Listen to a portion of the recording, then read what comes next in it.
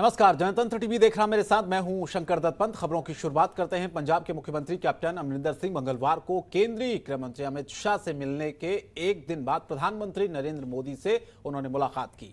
पंजाब सरकार ने कहा कि इस दौरान अमरिंदर ने विवादित 3 नए कृषि सुधार संबंधित कानूनों को वापस लेने और किसानों को मुफ्त कानूनी सहायता श्रेणी में लाने के संशोधन करने की मांग की। पीएम मोदी के साथ बैठक के दौरान कैप्टन अमरिंदर ने कहा कि किसानों के लगातार आंदोलन होने से इसका जो असर है न सिर्फ आर्थिक गतिविधियों पर हो रहा है बल्कि सामाजिक ताने बाने को भी ये प्रभावित करने की क्षमता रखता है, खासकर जब राजनीतिक दल और किसान समूह का एक कड़ा पोजीशन लेते हैं और उससे इसका जो असर है वो बाकी जगहों पर भी देखने को मिलता है। इसीलिए इस पर विचार करने के लिए कहा गया है।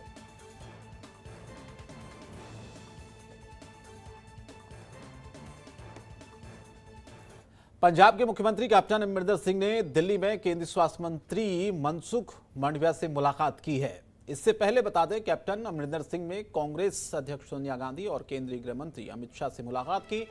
कैप्टन अमरिंदर सिंह ने कहा कि पंजाब में डीएपी और वैक्सीन की कमी और बठिंडा में ड्रग पार्क का मुद्दा उठाया। ये तीनों अभी लंबित है। बातचीत के दौरान उन्होंने सकारात्मक प्रतिक्रिया दी और कहा कि मुझे उम्मीद है कि जल्द ही तीनों मुद्दों का समाधान भी होगा। कैप्टन अमरिंदर ने यह भी जानकारी दी कि अमृतसर में एक निजी अस्पताल में जब ऑक्सीजन की कमी थी तभी 6 लोगों की मौत हो गई थी। उस समय हमने 70 टन ऑक्सीजन का उत्पादन किया, लेकिन 300 टन की आवश्यकता है। बता दें कि हम 400 टन ऑक्सीजन का उत्पादन करते हैं। अब कोई समस्या, उन्होंने कहा, कि ऑक्सीजन को लेकर बिल्कुल नहीं है। अमरिंदर सिंह ने दिल्ली दौरे का आज दूसरा दिन था और आज उन्होंने स्वास्थ्य मंत्री जिनसे मुलाकात की और साथ ही साथ पंजाब में वैक्सीन आपूर्ति बढ़ाने की मांग की गई।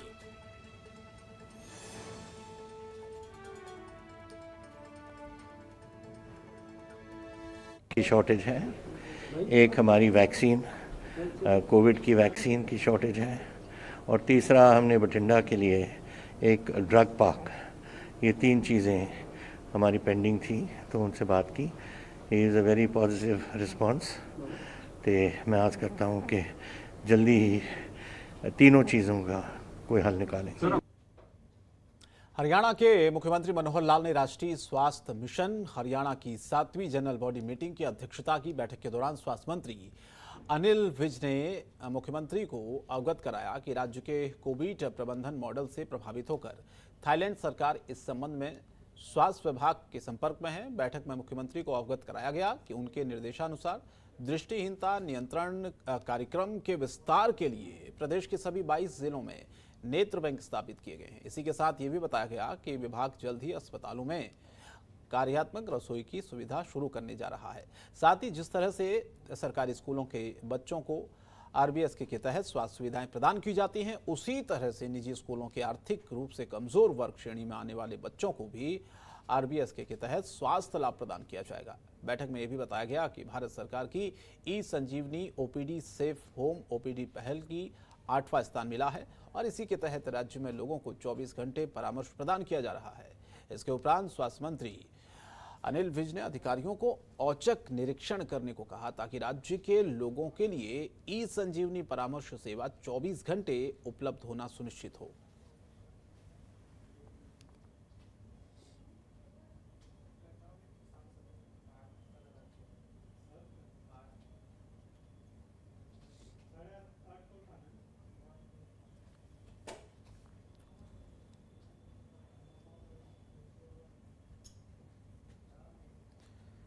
और खबर चंडीगढ़ से, जहां पर पंजाब की सूचना विभाग के निदेशक अनिंदिता मित्रा ने कहा कि सरकार की सभी उपलब्धियों को घर घर पहुंचाने का काम सूचना विभाग कर रहा है।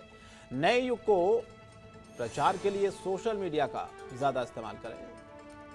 सूचना विभाग सरकार और लोगों के बीच पुल बनाने का काम करते हैं। इसी के साथ मित्रा ने विभाग को बैठक के दौरान हिदायत भी दी कि लोगों की समस्याओं से संबंधित फीडबैक तुरंत विभाग को दें, जिससे सरकार इन सभी समस्याओं को जल्द ही दूर कर सके। बता दें आपको, अब दिन प्रतिदिन प्रचार संसाधनों में तब्दीली को देखने के चलते ही सरकार के कामों का प्रचार सोशल मीडिया के द्वारा भी किया जाना जरूरी है, इस पर भी जोर दिया गया।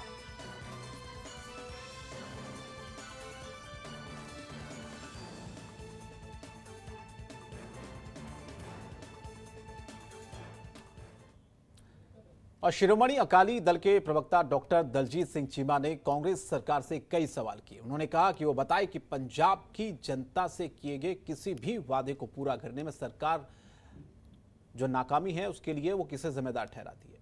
इसी के साथ दलजीत सिंह चीमा ने यह मांग की है कि आगे कोई भी घोषणा करने से पहले अपने चुनावी घोषणा पत्र को समग्रता से लागू करें। शिरोमणि अकाली दल कांग्रेस को बेनकाब करेगी। बता दें कि इसके साथ ही शिरोमणि अकाली दल और बसपा गठबंधन में नए और प्रगतिशील पंजाब की नींव रखने के लिए राज्यव्यापी कार्यक्रम भी शुरू करेगी।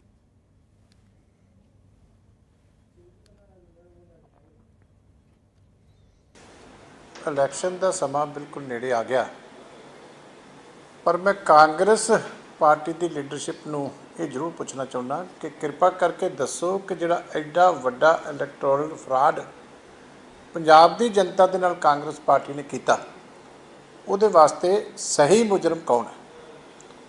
क्योंकि साडियां नज़रां दे विच सोनिया गांधी तो लैके कैप्टन अमरिंदर सिंह तक सारे कांग्रेस पार्टी दोषी है, क्योंकि 3% भी कांग्रेस का मैनीफेस्टो इंप्लीमेंट नहीं होया तो सरकार का पीरियड हुण खत्म हो गया। और पूर्व केंद्रीय मंत्री हरसिमरत कौर बादल ने कांग्रेस सरकार पर निशाना साधा। उन्होंने एक प्रेस बयान जारी करते हुए कहा कि ये बेहद दुर्भाग्यपूर्ण बात है कि कांग्रेस पार्टी ने संसद के बाहर किसानों के समर्थन में विरोध प्रदर्शन किया, लेकिन संसद में इस मुद्दे को उठाने से इनकार कर दिया। कांग्रेस पार्टी ने पेगासस स्पाईवेयर मुद्दे पर चर्चा के लिए मजबूर करने के लिए संसद में रोजमर्रा के आधार पर विरोध प्रदर्शन किया, लेकिन कृषि कानूनों के समर्थन में ऐसा करने से इनकार कर दिया। इसी के साथ बीजेपी के साथ कांग्रेस पार्टी की मिलीभगत को इस तथ्य से भी देखा जा सकता है कि अब सरकार ने 127वें संशोधन को पारित कराने के लिए अपना सहयोग मांगा था, तब भी कांग्रेस बिना शर्त समर्थन के लिए राजी हो गई। ये मांग करने के बजाय खेती कानूनों पर पहले चर्चा की जानी चाहिए। कल भी सभापीठ में राज्यसभा ने कृषि कानूनों पर चर्चा की अनुमति दी थी, लेकिन कांग्रेस के सदस्यों ने एनडीए सरकार की किसान विरोधी नीतियों को उजागर करने के बजाय प्रतिक्रिया के मुद्दे पर विरोध प्रदर्शन शुरू कर दिया।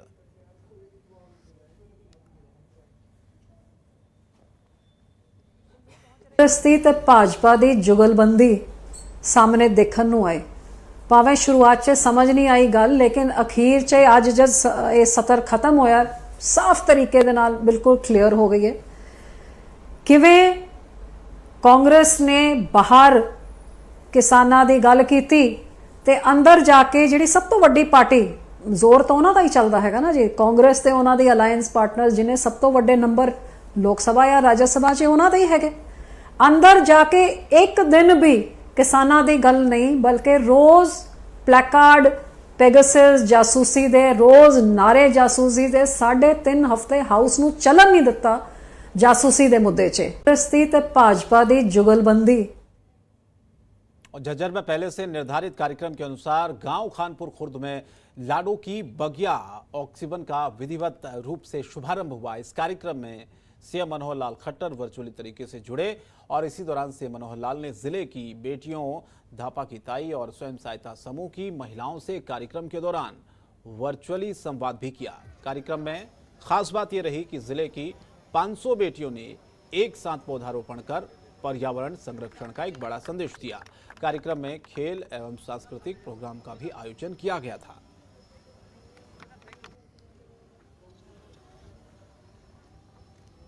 और जो इकोसिस्टम डिग्रेडेशन का एक बहुत बड़ी आज के टाइम में हमारे पास चुनौती है, और यूएनईपी ने भी इस decade for ecosystem restoration declare किया है। तो जो हरियाणा सरकार की जो माननीय मुख्यमंत्री जी की जो पहल है कि ऑक्सीवन शहरों में सब जगह, गांव मोहल्लों में सब जगह स्थापित होने हैं, तो एक हमारा छोटा सा प्रयास है। जिला प्रशासन जो एनटीपीसी के हमें इसमें सहयोग मिल रहा है, और जो ट्री मैन हमारे देवेंद्र सूरा जी हैं वो, और आसपास के गांवों की बेटियों के नाम से हमने ये लाडो की बगिया के नाम से सोचा। ये आइडिया एक बेटी बचाओ बेटी पढ़ाओ का भी भारत सरकार और हरियाणा सरकार दोनों काफ़ी इस पे संजीदा हैं। और हरियाणा के गृह मंत्री अनिल विज से मिलने भारत की महिला हॉकी टीम की खिलाड़ी उनके कार्यालय में पहुंची। इस मौके पर उन्होंने खिलाड़ियों को शॉल ओढ़ाकर मिठाई खिलाकर स्वागत किया। उन्होंने कहा कि ओलंपिक जैसी बड़ी खेल प्रतियोगिताओं में किसी टीम व खिलाड़ी का पहुंचना बहुत बड़ी बात है, क्योंकि ओलंपिक में जाने के लिए कई खिलाड़ियों की ख्वाहिशें होती हैं। उन्होंने कहा कि खेल में हार जीत तो होती है और खेल में इसका कोई महत्व नहीं होता। महत्व तो इस बात का है कि ये कितने दमखम के साथ खेली हैं और इन्होंने अच्छा प्रदर्शन किया है। उन्होंने कहा कि इन हॉकी खिलाड़ियों ने मैच में दमखम, तकनीक और वैज्ञानिक सूझबूझ के साथ अपने खेल का बेहतरीन प्रदर्शन किया। मैच नहीं जीत पाए, लेकिन इन्होंने अपने खेल के बल पर पूरे देश को एक करने का काम किया है। प्रधानमंत्री नरेंद्र मोदी ने भी हॉकी के खेल में अपनी रुचि दिखाई और एक खिलाड़ी को मैच के दौरान चोट लगने पर उस खिलाड़ी से बातचीत कर हौसला बढ़ाने का काम किया।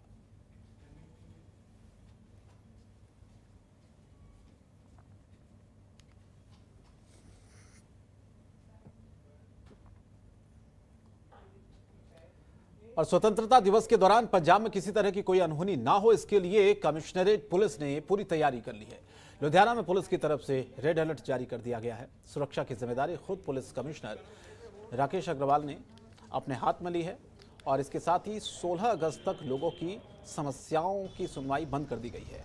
सिर्फ इमरजेंसी सुनवाई ही की जाएगी। पुलिस कमिश्नर की अगुवाई में शहर के अलग अलग जगहों पर चेकिंग अभियान भी होगा। पुलिस कमिश्नर की अगुवाई में टीमें रेलवे स्टेशन, बस स्टैंड और कई जगहों पर नाकेबंदी कर रही है।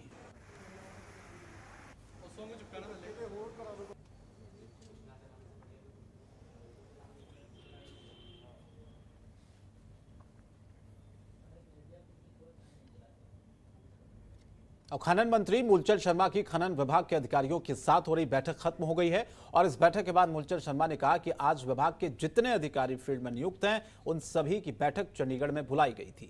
बैठक में खनन को लेकर समीक्षा की गई कि कितनी साइट पर फिलहाल माइनिंग चल रही है और भविष्य में कहां माइनिंग शुरू की जाएगी। इसके साथ ही मानसून सीजन के दौरान विभाग को कितनी रिकवरी अभी करनी है और ये रिकवरी कैसे की जाएगी, इसको लेकर अधिकारियों के साथ मंथन किया गया।